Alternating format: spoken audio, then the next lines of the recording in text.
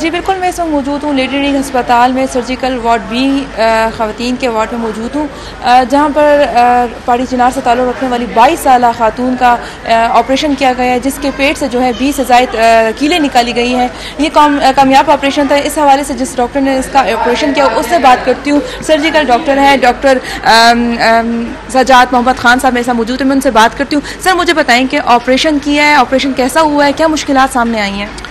یہ خاتون تھی جس کی عمر تقریباً 20-22 سال تھی، جو پاڑی چنار سے جن کا تعلق تھا، اور وہ 2 دن پہلے میرے پاس آئی تھی۔ ان کے پیٹ میں بہت شدید درد تھا، کھانے پینے پہ ان کا بہت مسئلہ تھا۔